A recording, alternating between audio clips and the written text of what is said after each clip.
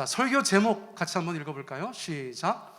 변화산 위에서. 자, 누가복음 9장 27절로 29절 말씀 저희 함께 읽습니다. 시작. 내가 참으로 너희에게 이르노니 여기 서 있는 사람 중에 죽기 전에 하나님의 나라를 볼 자들도 있느니라. 이 말씀을 하신 후 8일쯤 되어 예수께서 베드로와 요한과 야고보를 데리고 기도하시러 산에 올라가사 기도하실 때에 그 옷이 휘어져 광채가 나더라. 아멘. 자, 지난주 설교가 제목이 무엇이냐면요, 주를 따르려는 이에게, 그렇죠? 따르려는 이에게, 그 말씀이었어요. 예수님께서 십자가를 앞두시고 나는 고난받는 메시아다, 그 말씀을 하셨어요. 그런데 고난만 받는 메시아가 아니라 그 고난을 받으면 하나님께서 영광을 주시는 메시아다, 그것을 말씀하셨습니다. 그리고 제자들에게 뭐라고 하셨어요? 너희도 나를 따르는 자들이 되려면 자기를 부인하고 날마다 자기 십자가를 지고 나와 동행해야 된다, 그 세 가지를 말씀하셨다고 하였어요. 그렇죠? 자, 세 가지 잘 복습해 볼까요? 자기를 부인하고 날마다 자기 십자가를 지고 주님과 동행하는 삶을 제자들에게 요구하셨다는 거예요. 그러니까 고난은 선택이 아니라 필수라고 말씀하셨다는 것입니다. 이 땅 가운데 예수 믿는 사람들 2022년 대한민국 땅에서 살만한 세상을 살고 있으니까 고난에 대해서 무뎌지는데, 어느 시대건 어떤 장소건 정말 경건하게 살고자 하면 이런저런 모양의 고난이 있기 마련이죠. 또 편안한 길을 가지 않고 넓은 길을 가지 않고 좁은 길을 선택하는 인생이 되면 남들보다 고난 인생을 살 수밖에 없는 것이에요. 자, 그런데 그것이 다가 아니다. 예수 믿는 사람들은 그것을 지나서 영광의 문에 다다른다고 주님께서 계속해서 말씀하신다는 거예요. 자, 그러면 제자들 입장에서 예수님께서 그런 제자도를 요구하시는데 뭔가 보증을 받아야 될 거 아니에요. 주님 앞에 무엇인가 보증을 받아야 담대하게 제자의 길을 살아갈 거 아니에요. 여러분, 제가 고등학교 때 제 친구 엄마 두 분께서 기도응답 받으신 거 말씀드렸었죠. 근데 그 중에 한 분이 저한테 뭐라고 하셨다고 말씀드렸어요? 야, 보현아, 하나님께서 기도 중에 보여주시는데 네가 가는 길은 험하지만 엄청나게 큰 보석을 주님께서 예비하고 계신데 그 길을 가려느냐, 뭐 이런 식으로 말씀드렸다고 했어요. 그렇죠? 주님께서 어려운 길로 인도하실 때에는 영광의 문을 들어가게 하신다. 그것이 우리 가운데 어느 정도 마음에 작용을 하게 되죠. 자, 그러므로 제자들은 지금 무엇이 중요한가? 예수님께서 말씀하신 것이 정말일까? 하나님의 나라의 그 영광이 정말 있는 것일까? 여러분, 그것을 확신하는 것 또는 확인하는 것이 굉장히 중요한 시점이라는 것입니다. 자, 그러니까 제자도를 말씀하시고 나서 이 말씀을 하세요. 뭐라고 말씀하셨어요? 자, 같이 한번 읽어보겠습니다. 시작. 내가 참으로 너희에게 이르노니 여기 서 있는 사람 중에 죽기 전에 하나님의 나라를 볼 자들도 있느니라, 이렇게 말씀하셨어요. 이 땅 가운데서 고난의 길만 가는 것이 아니고 지금 여기 서 있는 사람들 중에서 죽기 전에 하나님의 나라를 볼 자가 있다, 하나님의 무한한 영광을 볼 자들이 있다, 그렇게 말씀하셨다는 거예요. 자, 누구든 어떤 제자든 이 땅에서 하나님의 나라를 볼 수 있다면, 하나님의 영광을 볼 수 있다면 제자의 삶을 살아가는 것에 큰 힘과 위로가 되겠죠. 여러분, 그렇지 않으세요? 예수님을 악으로 깡으로 믿으셔야 해요? 아니면 이 땅을 살아가면서 예수님의 은혜도 깊이 경험하고 그분의 영광도 바라보고 하나님께서 우리의 심령과 삶을 어루만지시는 것을 경험하기도 해야 돼요. 당연히 후자예요. 그저 믿기만 하라 말씀하시는 하나님이 아니시고, 너희들 중에 누구는 죽기 전에 하나님의 나라를 볼 것이다, 그렇게 말씀하셨다는 거예요. 이 시점이 제자도를 말씀하신 직후라는 것이 중요하다는 것입니다. 자, 그리고 나서 어떻게 되었어요? 9장 28절 같이 읽습니다. 시작. 이 말씀을 하신 후 8일쯤 되어 예수께서 베드로와 요한과 야고보를 데리고 기도하시러 산에 올라가사. 여러분, 누가복음은 8일인데 마태, 마가복음은 6일이에요. 그렇죠? 요거는 유대인들하고 헬라인들하고 일주일에 대한 개념이 조금 달라서 그렇습니다. 자, 7일쯤 되는 거예요. 한 주쯤 지난 것입니다. 무슨 말씀인지 아시겠죠? 일주일쯤 지났을 때에 예수님께서 특별히 사랑하셨던 베드로와 요한과 야고보를 데리고 산에 가셨어요. 자, 그 산은 우리가 뭐라고 부르는 산입니까? 변화산이라고 부르는 산이에요. 여러분, 팔도강산 다니시면서 기도원 이름을 가만히 보시면 어떤 기도원이 가장 많을까요? 변화산 기도원 많습니다. 자, 또 많은 기도원 이름이 뭘까요? 시내산 기도원 많습니다. 또 무슨 기도원이 많을까요? 겟세마네 기도원 많습니다. 여러분, 성경에 나오는 산이란 산은 다 갖다가 붙여서 기도원을 이름을 지었죠. 다 의미가 있기 때문에 그래요. 산에서 하나님께서 그 백성들, 그 제자들을 만나주신 기록이 많으니까 산에다가 기도원 지어놓고 그렇게 이름을 짓는 것은 어쩌면 또 자연스러운 것 같다, 그런 생각이 듭니다. 자, 그러니까 오늘날로 따지면 예수님께서 3명의 아끼시는 제자들을 데리고 변화산 기도원에 가셨다고도 이야기할 수 있을 거예요. 그런데 산에 왜 가셨어요? 산에 왜 가셨어요? 기도하러 가셨어요. 여러분, 건강을 위해서 가신 것이 아니에요. 야호 하려고 가신 것이 아니에요. 기도하러 가셨어요. 기도하러 가셨다는 것을 누가복음은 얼마나 많이 강조하는지 몰라요. 특별히 중요한 일을 앞두고 예수님께서 항상 기도하셨다는 것을 말씀하고 있어요. 변화산에서도 마찬가지입니다. 이 다음 장면은 이튿날 그렇게 시작되어져요. 다시 말하면 주님께서 또 밤을 새워서 변화산에 머무르셨다는 것을 저희가 알 수 있습니다. 이제 여러 가지 면에서 저희가 조금 새로운 세상을 맞이하고 있으니까 모든 면에서 기도가 살아나는 세종 배단위 교회 되기를 축복합니다. 새벽 예배도 많이들 들어오세요.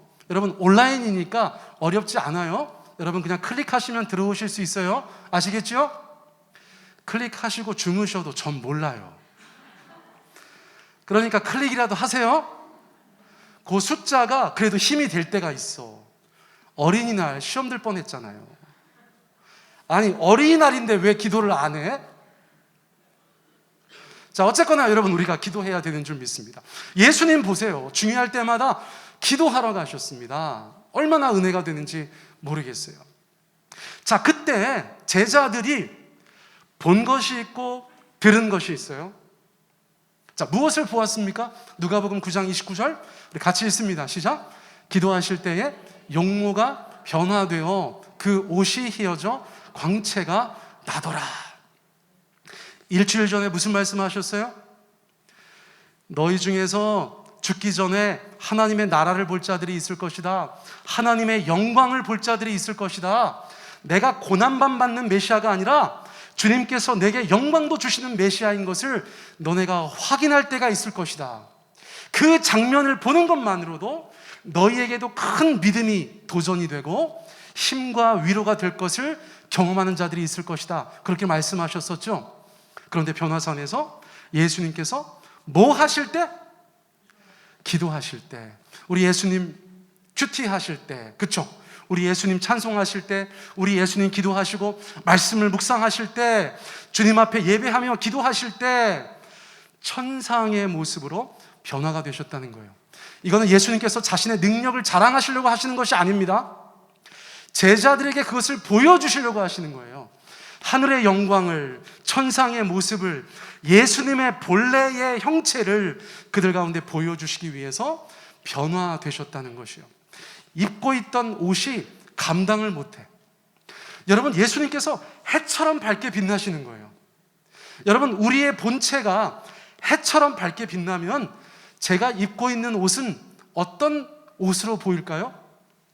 다 흰옷 되는 거예요. 너무나 밝은 광채가 예수님에게서부터 뿜어져 나오기 때문에 어떤 옷을 입고 있던지 간에 그 광채가 그 모든 것들을 뚫고 나오는 것이죠. 제자들은 예수님의 그 모습을 본 것만으로도 너무나 은혜를 받았을 것이라고 믿습니다. 사랑하는 성도님들, 신앙생활 하면서 예수님의 영광을 보는 것은 대단히 중요합니다. 우리가 믿지 못하고 우리 마음 가운데 불신이 싹트고 오락가락할 때 내가 예수님의 모습을 보게 된다면 엄청난 위로와 확신이 우리 가운데 찾아올 줄 믿습니다. 그러므로 여러분들께서 아침에 큐티를 하시든 새벽 예배에 들어오시든 수요 예배에 참여하시든 주일 예배에 함께 하시든 주의 영광을 보여주시옵소서라는 기도는 언제나 중요한 것이에요. 여러분, 세상 살 때 때로는 너무 답답하잖아요. 하나님께서 얼굴을 돌리신 것 같아서 너무나 속상할 때가 있잖아요. 여러분, 그때마다 주님의 얼굴을 구하시기 바랍니다. 주님의 영광을 내게 보여주십시오. 그것이 모세의 기도의 제목이었잖아요. 여러분, 주님의 영광을 보는 것은 우리의 삶을 송두리째 바꾸어 놓습니다. 그래서 그냥 인간적인 의지를 가지고 교회 다니는 것은 한계가 있어요. 우리가 주님을 경험해야 됩니다. 주님의 영광을 보아야 합니다. 지금 예수님께서는 제자들에게 그것을 허락해 주셨다는 것이에요. 주의 영광을 보이소서. 여러분, 그 기도를 우리의 삶 가운데 주님 앞에 올려드리시기를 축복합니다. 여러분, 제자들이 그것을 보았어요. 자, 그런데 그 다음에 또 다른 장면이 펼쳐집니다. 놀라운 삼자 회담이 펼쳐지는 것이에요. 누가복음 9장 30절, 31절 우리 두 구절을 읽습니다. 시작. 문득 두 사람이 예수와 함께 말하니 이는 모세와 엘리야라. 영광 중에 나타나서 장차 예수께서 예루살렘에서 별세하실 것을 말할세. 자, 예수님께서 그분의 본래의 영광의 모습을 드러내셨는데 두 사람이 더 있어요. 그런데 그분들이 자기소개하지 않았는데도 제자들이 금방 알아봤어요. 여러분, 그럴 수 있어요. 그렇죠? 엘리야와 모세와 엘리야예요. 여러분, 이 두 사람은 어떤 의미가 있습니까? 모세는 율법을 상징하는 인물이에요. 엘리야는 예언을 상징하는 인물이에요. 이 율법과 예언이 구약 성서를 구성하는 두 가지예요. 모세와 엘리야는 구약 성서를 대표하는 두 사람이라고 이야기할 수도 있어요. 구약 성서는 다시 말하면 뭐냐면 예수님에 대해서 계속해서 이야기하던 책이라는 것이에요. 하나님의 아들이 올 것이다. 그리스도가 올 것이다. 메시아가 올 것이다. 그분은 고난받는 메시아고 그분이 영광을 받으실 것이다. 그 이야기를 계속해서 해왔던 그 구약 성서를 대표하는 모세와 엘리야가 예수님과 함께 대화를 나누고 있다는 것이에요. 그런데 대화의 내용이 무엇입니까? 여러분, 누가복음에서 특별한 단어를 썼죠? 뭐라고 되어져 있어요? 예수님의 별세에 대해서 말하였다. 여러분, 별세가 무슨 뜻이에요? 별세? 어떤 사람이 죽은 것이죠. 특별히 윗사람이 죽었을 때 별세라고 더 많이 쓰는데 그냥 누군가 돌아가시는 것에 대해서도 별세라고 해요. 어제 뉴스에 별세라는 말이 많이 나왔어요. 그렇죠? 어제 영화배우 우리 강수현 씨가 돌아가셨어요. 근데 어쨌거나 뭐 전혀 모르는 사람이긴 한데 워낙 많이 봐서 그런 분들 돌아가시면 좀 이렇게 마음이 안 좋아요. 그렇죠? 어제 뭐 강수현 씨 별세, 강수현 씨 별세 그런 뉴스가 많이 나왔어요. 이게 죽는 것에 대한 이야기예요. 여러분, 모세하고 엘리야하고 예수님하고 세 분이 삼자 회담을 하는데 좀 멋진 주제를 가지고 이야기하면 얼마나 좋아요. 그렇죠? 세계 선교를 위해서 이야기를 한다거나 영혼 구원에 대해서 이야기를 하면 얼마나 좋아요? 근데 주제가 예수님의 별세야. 예수님의 별세. 근데 헬라어 성경에 보니까 원문 성경에 보니까 엑소더스라고 써 있어요. 예수님의 엑소더스에 대해서 이야기했다는 것입니다. 여러분, 영어 성경에 엑소더스라고 써 있는 책이 있죠. 무슨 책입니까? 출애굽기예요. 출애굽기. 여러분, 출애굽기는 애굽에서 떠나는 책이죠. 그래서 엑소더스라는 말은 떠난다는 뜻이 있어요. 죽는다는 뜻이 있어요. 또 출애굽한다는 뜻도 있는 것이에요. 그러니까 저 세 분께서 정확하게 무엇에 대해서 말씀하셨는가? 예수님께서 예루살렘에서 모든 것들을 다 성취하시고 떠나시는 것, 또는 죽으시는 것, 그래서 별세라고 번역되어져 있는 것입니다. 자, 그런데 조금 더 의미를 깊이 생각하실 필요가 있겠죠. 이렇게 성경책 옆에다가 적어 놓으실 필요가 있겠죠. 예수님께서 모든 것을 다 성취하시고 떠나실 것에 대해서 말씀하고 있었다는 것이요. 자, 근데 이때 제자들은 뭐 하고 있었는지 아세요? 뭐 하고 있었어요? 자, 9장 32절 같이 읽습니다. 시작. 베드로와 및 함께 있는 자들이 깊이 졸다가 온전히 깨어나 예수의 영광과 및 함께 선 두 사람을 보더니. 여러분, 지금 밤인 것 같아요. 아까도 말씀드렸죠? 예수님께서 밤새 기도하셨던 것 같아요. 그러니까 지금 또 제자들은 습관성으로 예수님과 함께 끝까지 기도하지 못해요. 아직은 그런 영적인 내공이 부족한 것 같아요. 겟세마네 동산에서도 그럴 것이에요. 변화산에서도 그랬어요. 예수님은 지금 엄청난 일을 행하고 계신데 그러면 뭐 합니까? 제자들은 깊이 졸고 있는데. 여러분, 설교할 때 가장 무서운 게 뭔지 아세요? 우리 교인들께서 깊이 조시는 거예요. 왜 그럴까요? 제가 아무리 은혜로운 말을 하든 아무리 재미있는 말을 하든 너무나 감동적인 얘기를 하든 아무 소용이 없어요. 물론 꼭 그렇다는 것은 아니지만, 그러나 어느 때 그럴 수 있잖아요. 설교하는 사람이 막 성령 충만해가지고 이건 들으셔야 돼요 하면서 막 얘기하는데 깊이 조셔. 그럼 방법이 있다 없다? 이거 물으셔서 대답 못 하시는 거예요? 찔리셔서 대답을 못 하시는 건가? 여러분, 방법이 없어요. 예수님께서 변화산에서 막 천상의 모습으로 변화되든 모세가 나타나든 엘리야가 나타나든 예수님의 별세에 대해서 말하든 깊이 졸면 방법 없다. 자, 우리 한번 크게 따라해 보실까요? 깊이 졸면 방법 없다. 너무 중요한 이야기 같아요. 여러분, 우리가 그것에 대해서 정신을 바짝 차리셔야 돼요. 예배당 들어오시기 전에 아메리카노라도 한 잔씩 드시고 들어오셔야 될 거예요.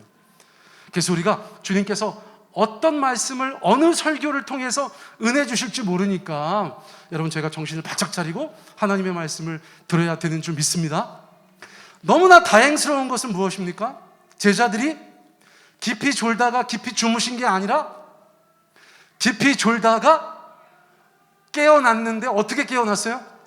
온전히 깨어났어요. 성경은 기가 막힌 것 같아. 깊이 졸다가 깨어났다가 아니라 깊이 졸다가 온전히 깨어났다.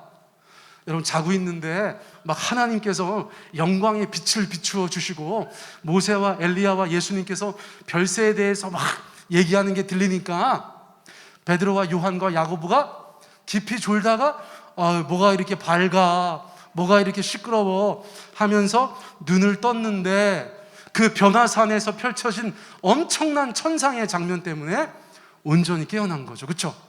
정신이 번쩍 들었어요. 그때 또 무엇을 보았습니까? 예수의 영광을 또 보았다고 했어요. 이 변화산은 계속해서 예수님의 영광을 이야기하고 있어요. 제자들에게 그 예수님의 영광을 보여주시기 위한 하나님 아버지의 영적인 서비스와 같은 거예요. 그제서야 제자들이 예수님과 모세와 엘리야를 보게 되었다는 것입니다. 여러분, 얼마나 은혜가 되는지 몰라요. 자, 그리고 나서 9장 33절, 이 말씀은 왜 있는지 제가 잘 모르겠어요. 그런데 한번 읽어보세요. 시작. 두 사람이 떠날 때에 베드로가 주여 우리가 여기 있는 것이 좋사오니 우리가 초막 셋을 짓되 하나는 주를 위하여 자기가 하는 말을 자기도 알지 못하더라. 제가 생략한 부분에 무슨 내용이 있습니까? 하나는 주를 위하여, 하나는 모세를 위하여, 하나는 엘리야를 위하여. 여러분, 베드로가 깊이 졸다가 깨서 그 장면을 볼 때 한마디로 말하면 무엇이었을까요? 황홀하죠. 황홀한 것이에요. 여러분, 저희가 영적으로 어떤 것을 깊이 경험하면 좀 황홀하죠, 그렇죠? 그때 많은 사람들이 공통적으로 고백하는 것은 무엇이냐면 이 상태가 계속되면 좋겠다예요. 저도 예전에 그런 경험이 있어요. 근데 여러분, 계속 그 상태가 계속되면 우리는 언제 우리의 삶을 살아가요?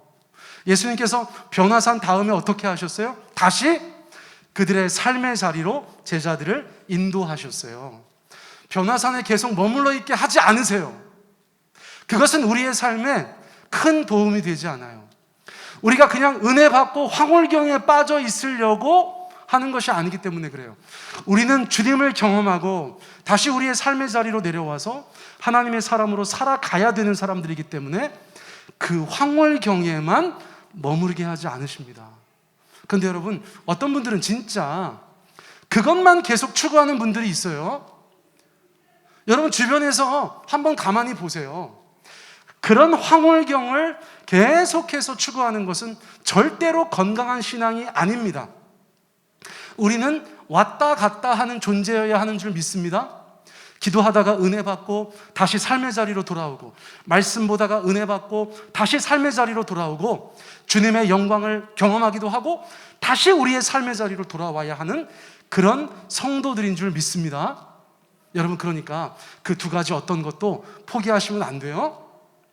이것도 주님 앞에 구하시고 이것도 주님 앞에 구하시는 하나님의 사람들 다 되셨으면 좋겠어요. 자, 그러니까 베드로는 약간 정신이 없어요. 지금 무엇인가 황홀경을 경험하면서 막 무엇인가 업돼가지고 주님 앞에 막 말하는 것이에요. 우리가 여기 있는 것이 좋사오니 우리가 초막 셋을 짓되. 그런데 성경은 뭐라고 말씀하고 있습니까? 자기가 하는 말을 자기도 알지 못하더라.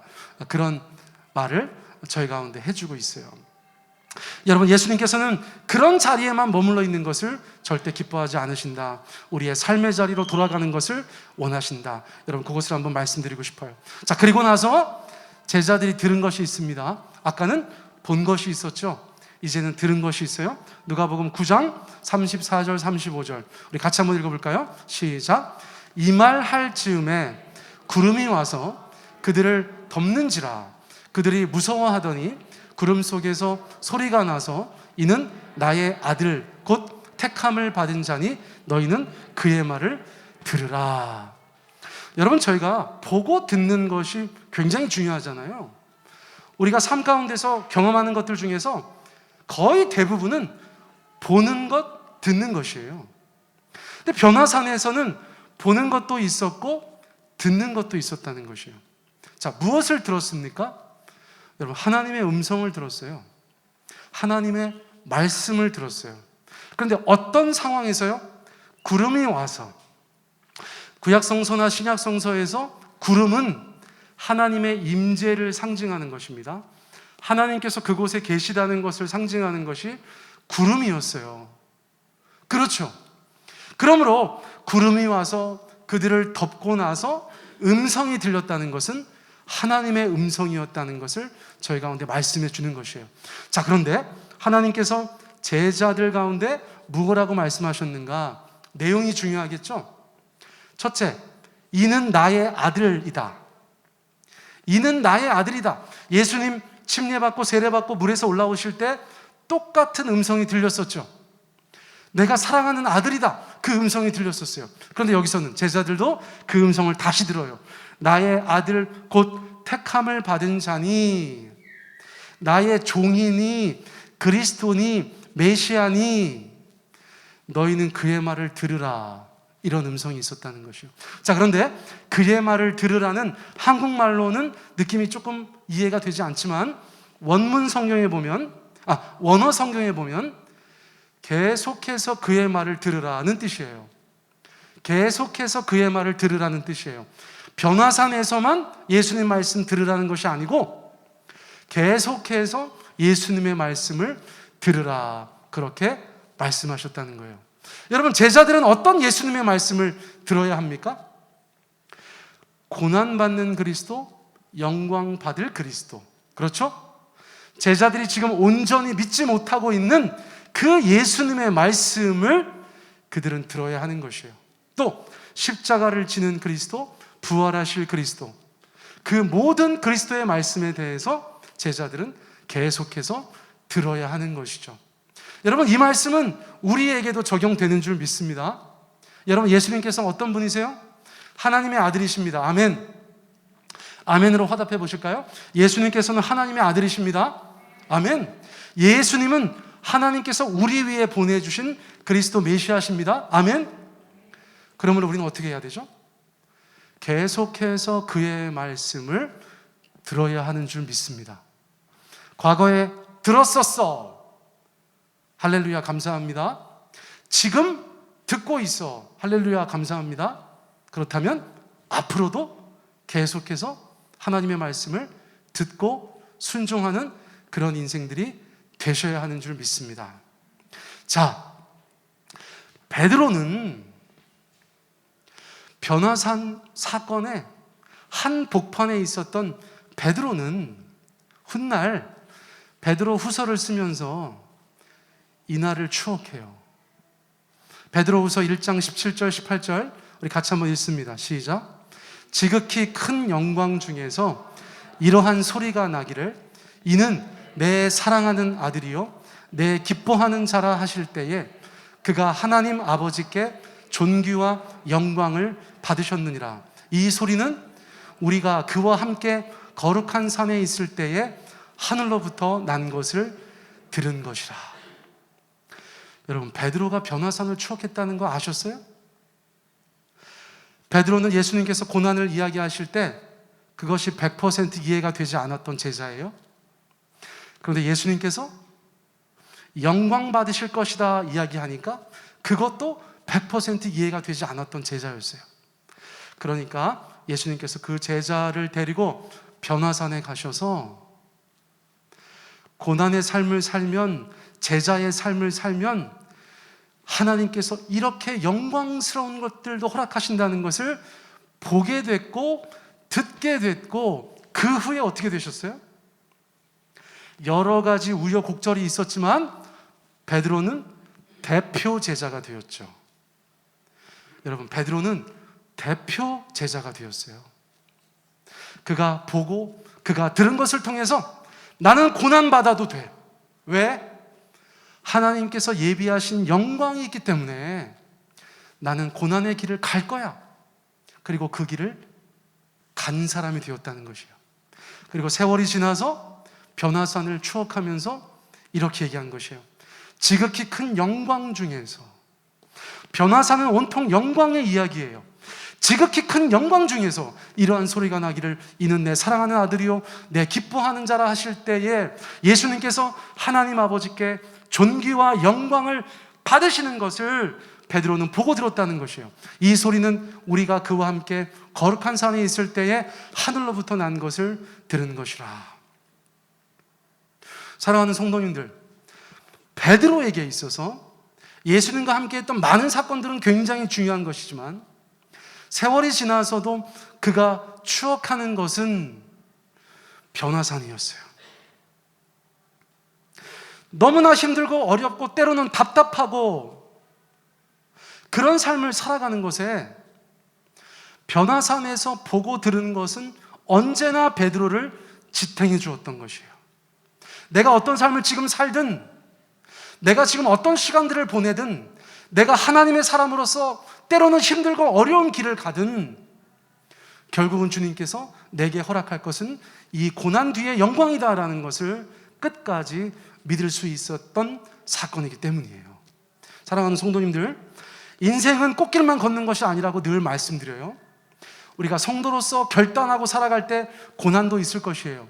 인생의 무게도 있을 것입니다. 많은 사건, 사고들도 있을 수 있어요.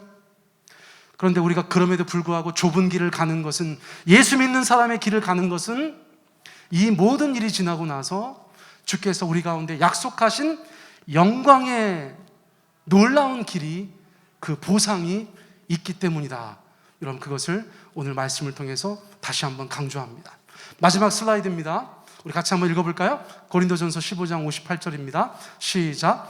그러므로 나의 사랑하는 형제 자매 여러분, 굳게 서서 흔들리지 말고 주님의 일을 더욱 많이 하십시오.